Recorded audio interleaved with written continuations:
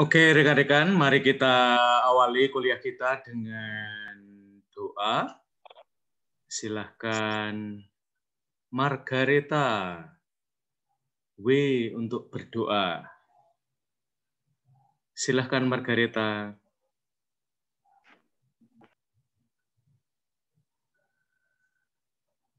Ya, silahkan memimpin doa Margareta. Marilah kita berdoa dalam nama Bapa dan Putra dan Roh Kudus. Amin. Selamat pagi ya Bapa, puji dan syukur kami haturkan kepadamu karena Engkau masih dapat memberikan kami nafas kehidupan sampai pagi hari ini. Bapa, kini anak-anak-Mu akan melaksanakan kuliah, berkatilah kami, bimbinglah kami, agar apa yang disampaikan oleh Romo dapat kami terima dengan baik. Semua ini kami haturkan kepadamu dengan pengantaran Kristus Tuhan kami. Amin. Kemuliaan kepada Bapa dan Putra dan Roh Kudus, seperti pada permulaan, sekarang, selalu, dan sepanjang segala masa. Amin. Dalam nama Bapa dan Putra dan Roh Kudus. Amin. Amin. Terima kasih Margareta.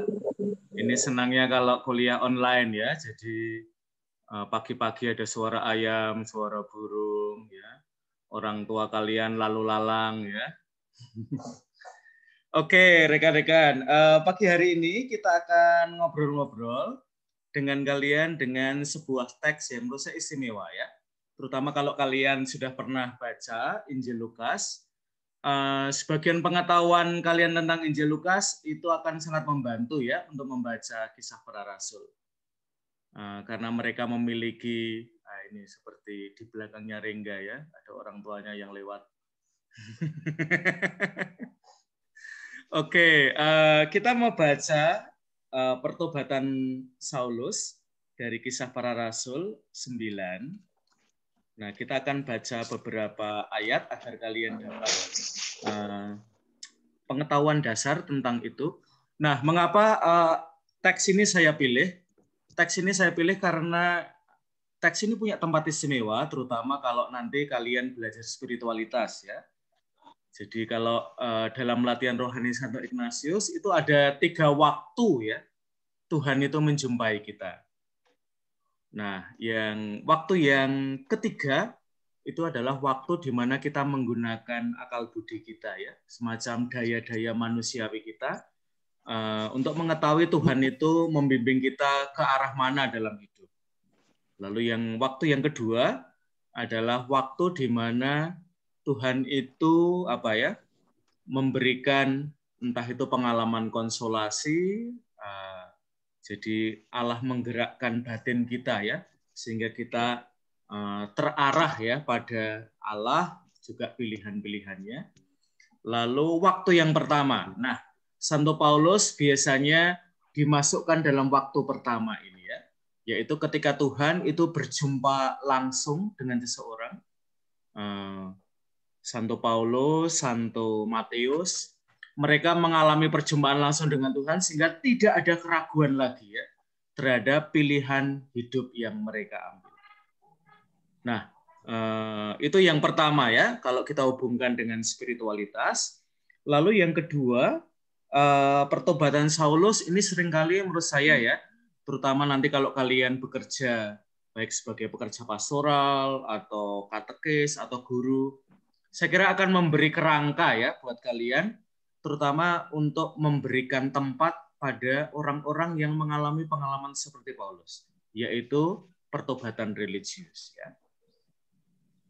Kita kan kadang-kadang menyempitkan ya pertobatan religius itu sebagai ya hijrah secara rohani menjadi Katolik atau menjadi Kristiani, tetapi kadang-kadang dinamika yang lebih batiniah ya itu agak kurang tereksplorasi ya. Juga kalau dalam konteks Indonesia seringkali kita berhadapan dengan persoalan mengapa sebagian orang-orang yang mengalami pertobatan religius kemudian punya sikap yang sangat ekstrim ya terhadap agama sebelumnya. Kita menemukan ya banyak pengkhotbah yang karena memeluk agama baru lalu menjelek-jelekkan agama sebelumnya ya. Apakah ini sebuah pola yang ada di dalam kitab suci, ataukah ini nanti justru yang dikritik ya, bahwa mengapa pertobatan itu buahnya adalah mengkritik agama atau kepercayaan sebelumnya. Nah, apakah seperti ini ya, termasuk nanti juga dalam katekese, ketika seseorang menjadi katekumen ya, apakah sikap terhadap agama atau keyakinan sebelumnya harus seperti itu ya, atau kita lebih apresiatif terhadap agama dan kepercayaan sebelumnya. Nah, nanti ini menurut saya akan menarik kalau kita membaca pertobatan Saulus. Maka mari kita baca. Kalau kalian sudah punya kitab suci di dekat kalian, kalau belum silahkan lari ya, kemanapun kitab suci kalian biasanya disimpan. Oke, kita mulai dari Suster Dominik ya. Silahkan dibaca 3 ayat, Suster. Kisah Para Rasul 9, ayat 1 sampai 3. Saulus bertobat. Silahkan. Saulus bertobat. Sementara itu berkobar-kobar hati Saulus untuk mengancam dan membunuh murid-murid Tuhan. Ia menghadap imam besar dan meminta surat kuasa daripadanya untuk dibawa kepada majelis-majelis Yahudi di Damsyik, supaya jika ia menemukan laki-laki atau perempuan yang mengikuti jalan Tuhan, ia menangkap mereka dan membawa mereka ke Yerusalem. Dalam perjalanannya ke Damsyik, ketika ia sudah dekat kota itu, tiba-tiba cahaya memancar dari langit mengelilingi dia. Oke, Sister.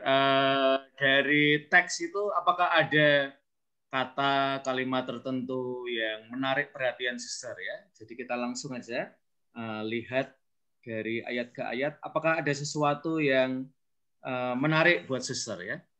Yang pasti adalah bahwa teks ini memberikan kepada kita konteks ya. Jadi teks, konteks ya. Konteks itu berarti bersama teks ya.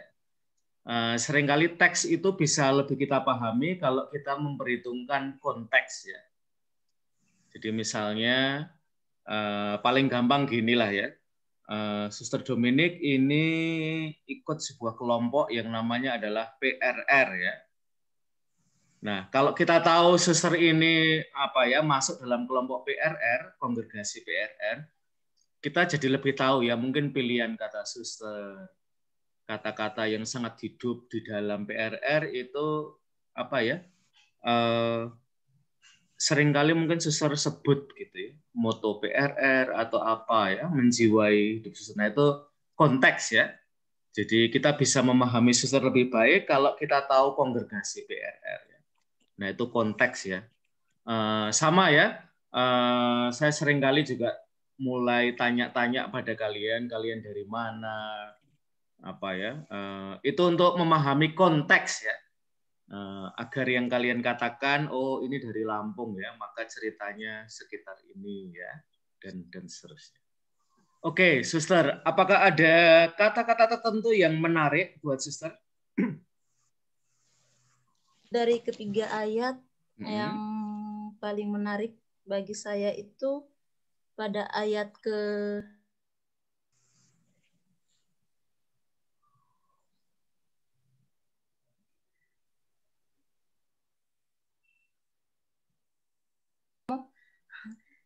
jadi yang kalimat yang menarik itu pada ayat ketiga,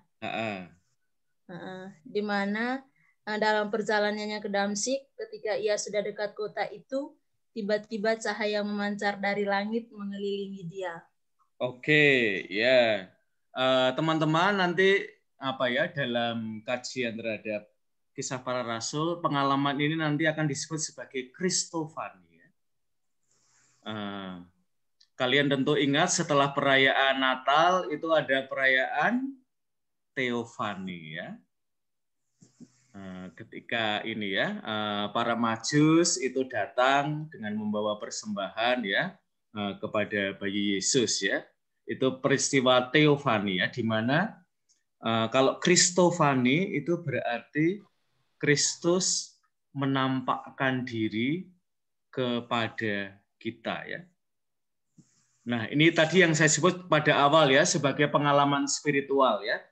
Ada pengalaman yang sangat mendalam di mana Tuhan sendiri menjumpai kita ya, atau memperlihatkan diri kita.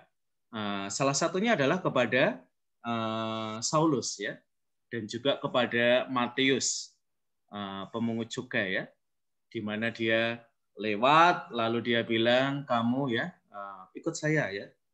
Nah, perjumpaan itu menjadi sangat penting, dan teman-teman nanti terutama dalam kaitan dengan religious conversion ya, pertobatan religius, seringkali yang terjadi adalah mereka yang ikut kelas katekumen itu mengalami bahwa mereka mengalami kristofani ya, atau teofani. Jadi mungkin tidak harus selalu Yesus ya, tetapi misalnya figur Yesus barangkali tidak terlalu jelas. Sosok yang putih, ada halunya, mungkin mereka belum tahu itu siapa, tetapi dia sering lihat bahwa itu biasanya di gereja. Ya. Lalu orang, oh itu kemudian misalnya dikenali ya, entah itu Bunda Maria, atau Yesus, atau figur-figur lain. Ya. Jadi ada pengalaman kristofani atau pengalaman teofani. Ya. Jadi Allah yang memperlihatkan diri secara khusus kepada pribadi itu. Nah, ini seringkali terjadi ya, terutama dalam pertobatan-pertobatan religius sejauh saya mendengar ya kisah dari beberapa katekumen, entah dari Buddha, dari Hindu, dari Kristen yang lain, bahkan dari teman-teman Muslim ya, pengalaman kristofani ya. Nah, nanti mungkin juga pengalaman itu juga dari perjumpaan dengan orang-orang Kristiani. Ya. Entah misalnya suster-suster yang memiliki rumah sakit, ya, pengalaman disembuhkan atau pengalaman dirawat itu bisa membawa pada religious conversion. Ya.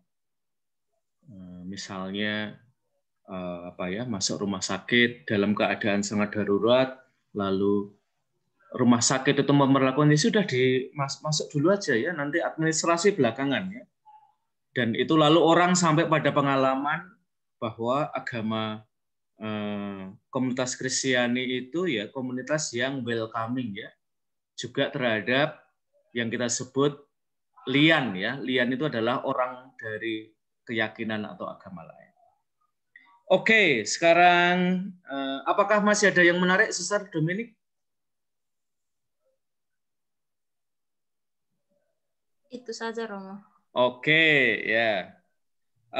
Lalu saya kira terutama dari ayat 1, 2 itu nanti akan ini ya. Jadi ada sesuatu yang berkobar-kobar ya. Nah, yang berkobar-kobar itu bisa sesuatu yang sangat suci, bisa juga sesuatu yang kebalikannya ya. Nah, nanti Lukas akan mengkontraskan ya teman-teman antara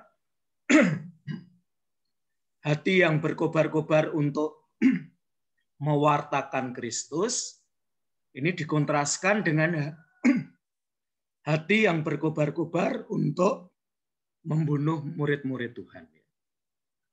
Nah, ini dikontraskan ya. Dan nanti dalam pengalaman Paulus,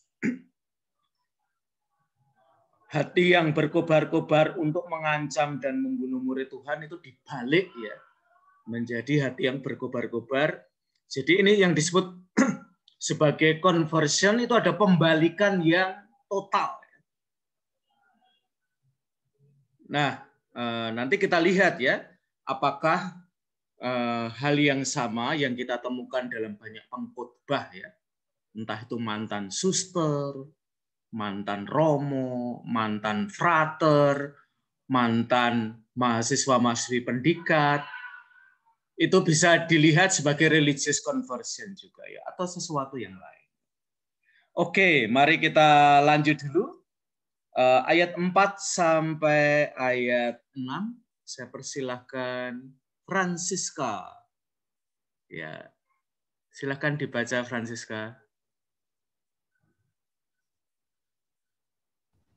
Ya, silakan Francisca. Ia rebah ke tanah, dan kedengarlah olehnya suatu suara yang berkata kepadanya, Saulus, Saulus, mengapakah engkau menganiaya aku? Jawab Saulus, siapakah engkau, Tuhan? Katanya, akulah Yesus yang kau aniaya itu. Tetapi bangunlah dan pergilah ke dalam kota, di sana akan dikatakan kepadamu apa yang harus kau perbuat. Oke, jadi disapa dengan nama itu penting ya. Atau Yesus menyebut namanya ya. Jadi call by name ya.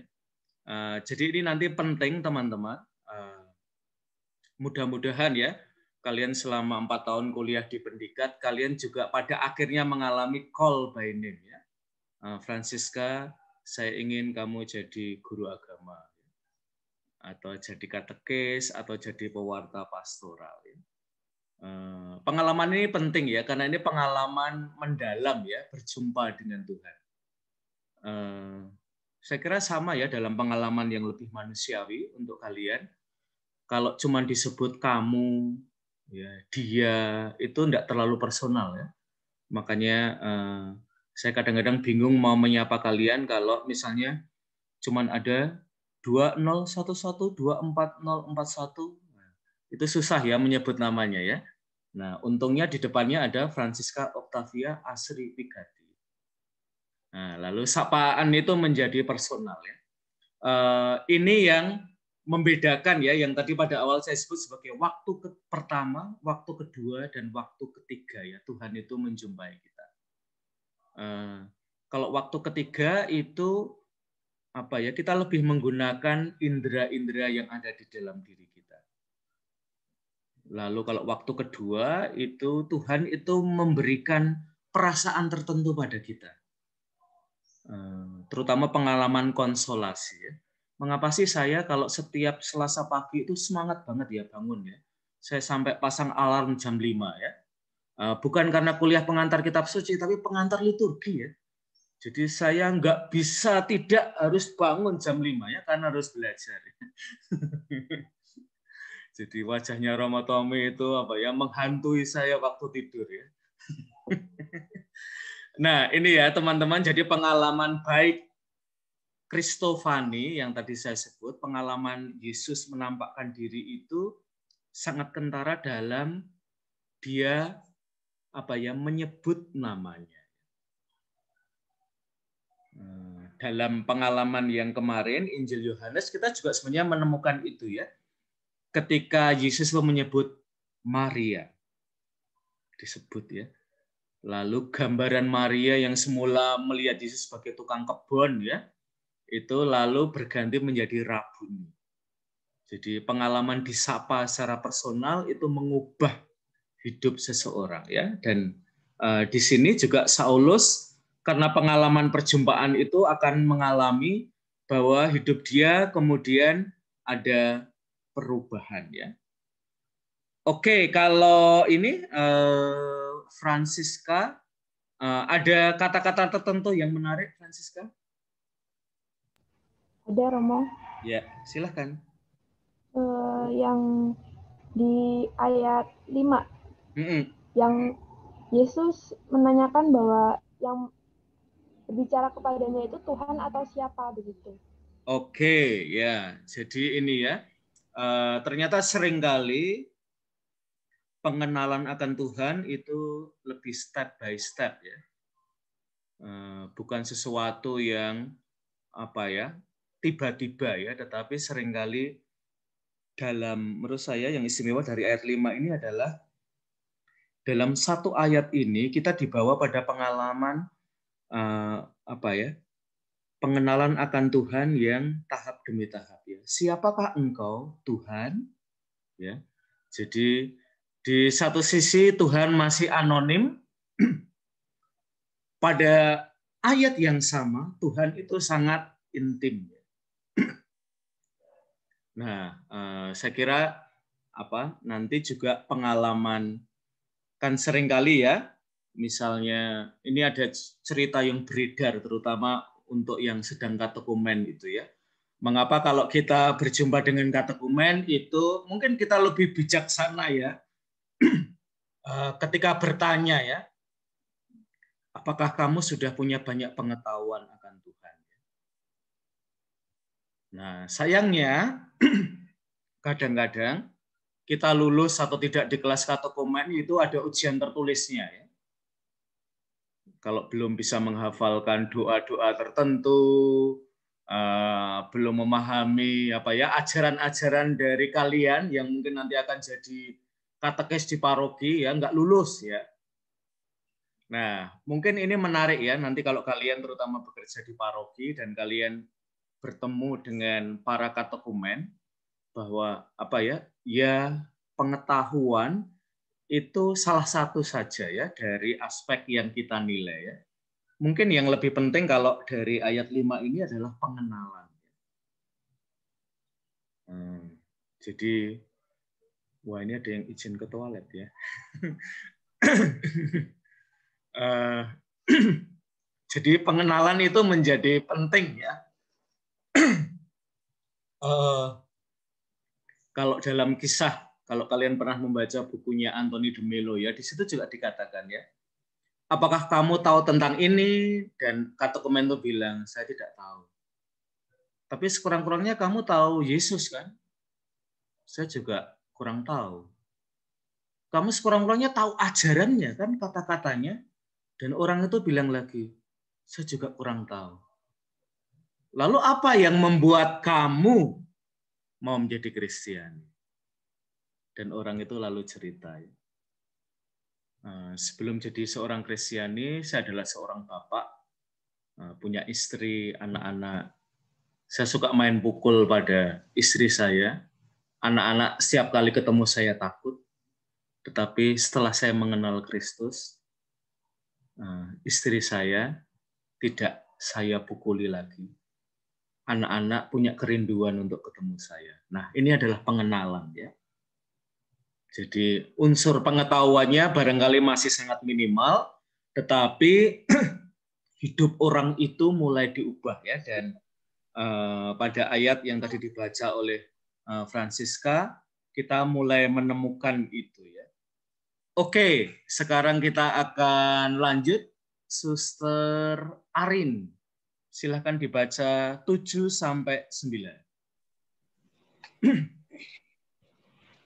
Maka termangu-mangulah teman-temannya seperjalanan karena mereka memang mendengar suara itu, tetapi tidak melihat seorang juga pun.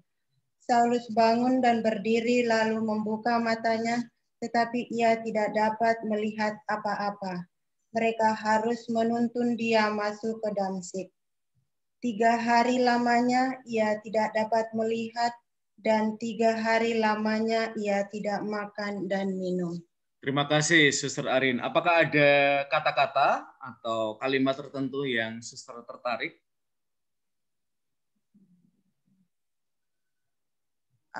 Ayat 7, Romo. Oke.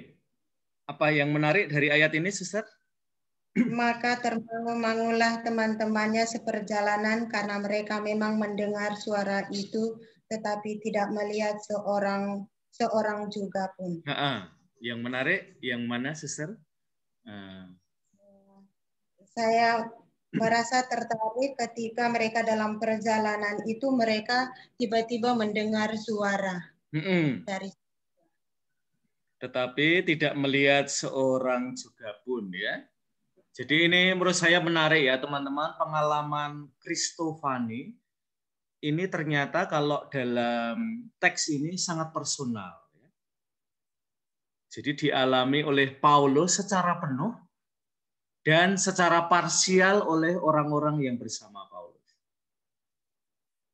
Mengapa pengalaman parsial ini menjadi penting? Karena kemudian bahwa pengalaman Paulus disentuh oleh Tuhan itu bukan halusinasi ya.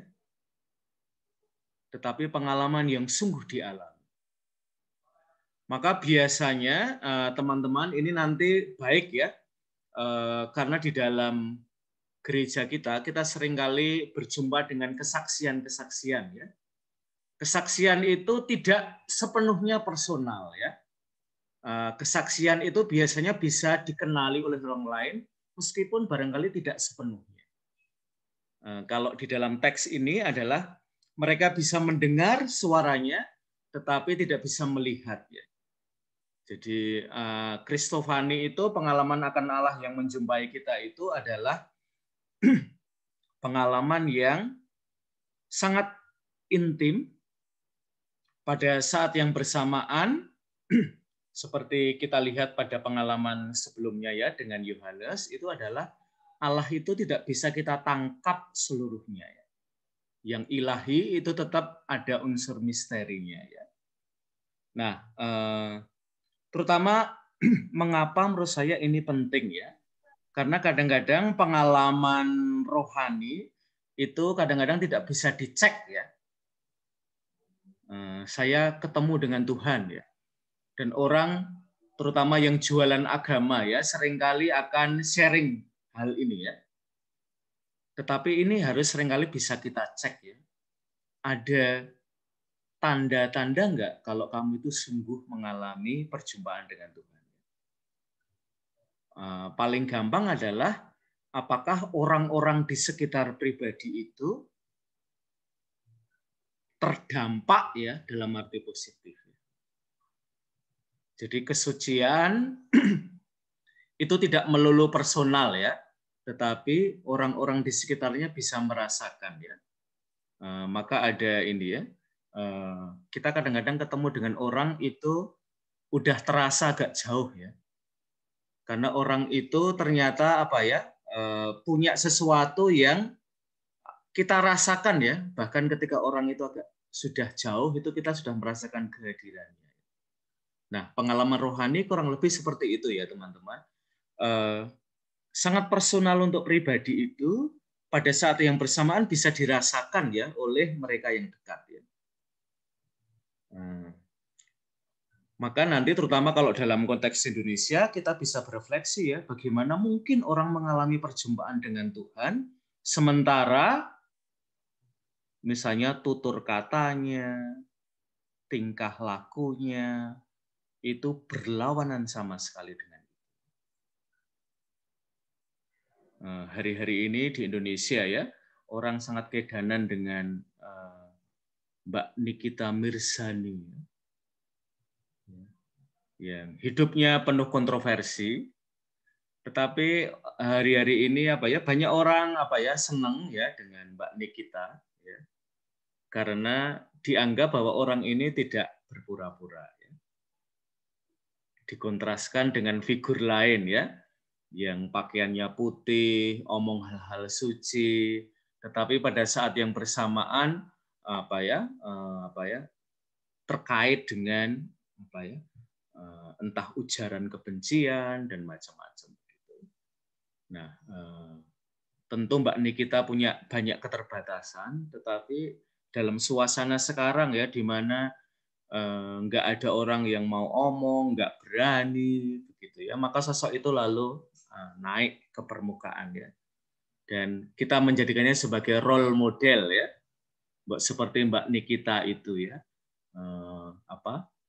orangnya ya jujur ya, gayanya begitu, tapi dia jujur daripada kelihatan suci tetapi hipokrit ya. Nah, sekarang ini kata hipokrit menjadi sangat viral.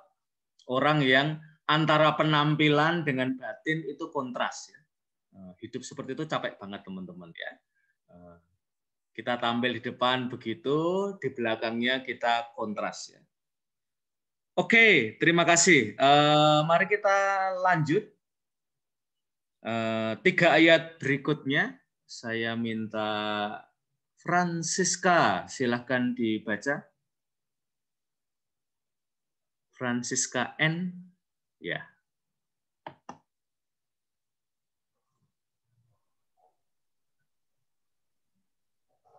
Francisca, apakah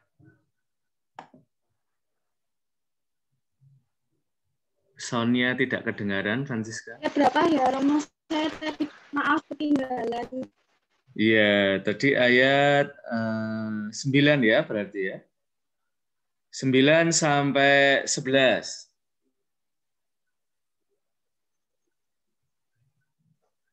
Sama 9 sampai 11 Francisca.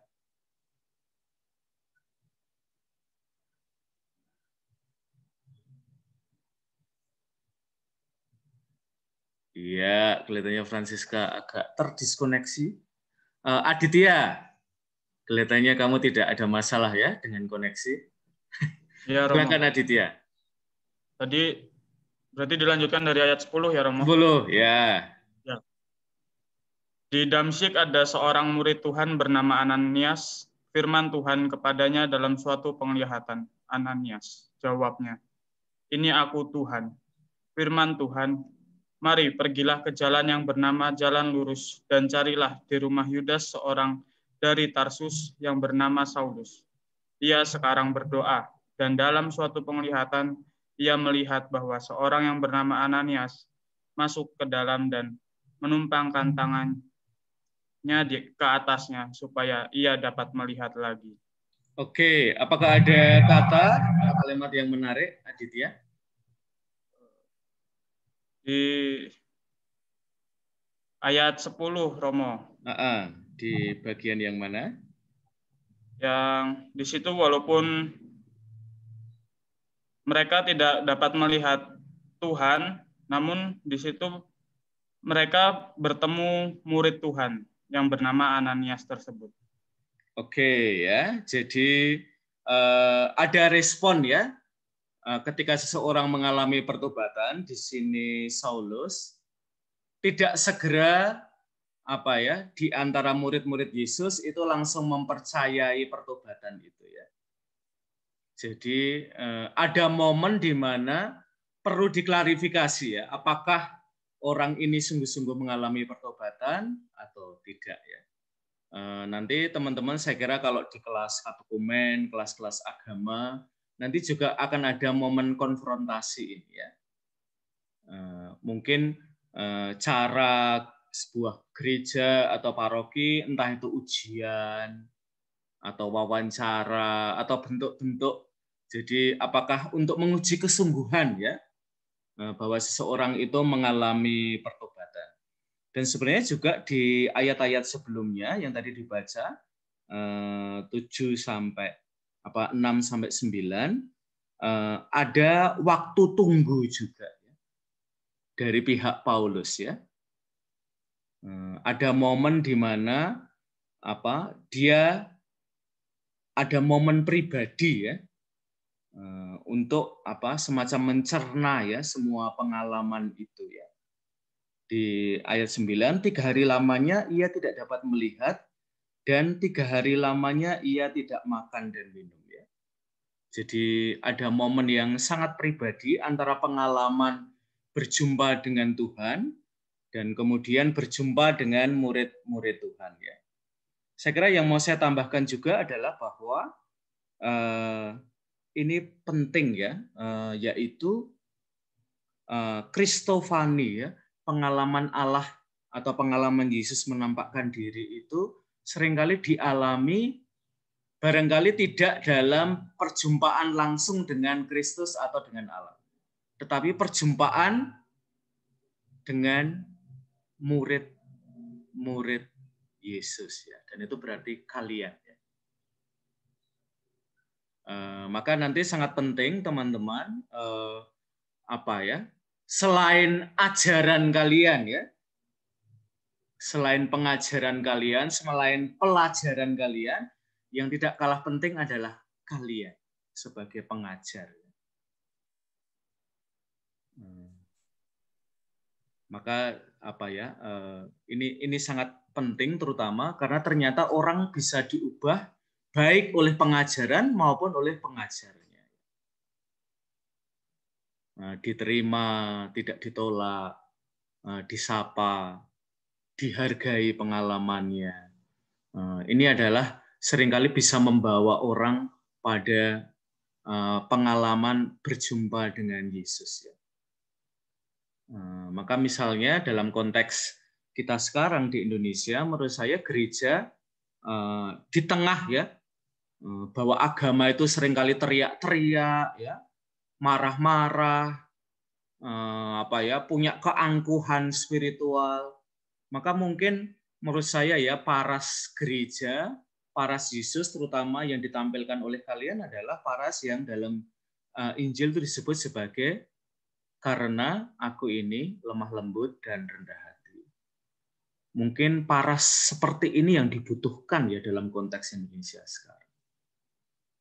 Karena ternyata agama atau Tuhan yang ditampilkan Tuhan yang suka teriak-teriak, marah-marah ya, nunjuk-nunjuk orang ya. Nah, apakah paras ini yang mau kita tampilkan juga atau kita bisa menampilkan paras yang kontras ya, yaitu paras yang lemah lembut dan rendah hati. Oke, terima kasih Aditya. Sekarang suster, ini suster yang susah saya ya. 201124050 ya. Silahkan lanjut suster. Mulai dengan namanya Y ya. Silahkan suster, Yesi ya. Lanjut suster. Jawab Ananias, Tuhan, dari banyak orang telah kudengar tentang orang itu, betapa banyaknya kejahatan yang dilakukannya terhadap orang-orang kudus-Mu di Yerusalem. Dan ia datang kemari dengan kuasa penuh dari imam-imam kepala untuk menangkap semua orang yang memanggil nama-Mu. Tetapi firman Tuhan kepadanya, pergilah, sebab orang ini adalah alat pilihan bagiku untuk memberitakan namaku kepada bangsa-bangsa lain, serta raja-raja dan orang-orang Israel.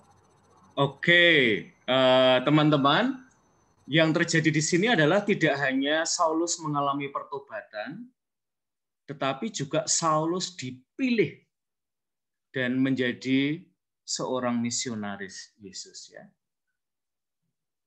Jadi ini seringkali bagian yang perlu kita tambahkan ya, bahwa selain seseorang mengalami pertobatan, tetapi juga bahwa orang dipilih ya menjadi murid Yesus dan kemudian diutus ya. Nah, terutama dalam gereja Katolik sekarang ini pengalaman diutus itu menjadi sangat penting ya. Banyak orang Katolik ya, tapi seringkali merasa tidak diutus ya, nggak ngapa-ngapain. Lalu nggak punya kontribusi ya dalam bahasa sekarang, lalu tidak bisa menjadi influencer ya. Maka seringkali dikatakan, dan mungkin ini akan mengakhiri kelas kita pagi hari ini ya, banyak orang Katolik baik, tetapi yang berbuat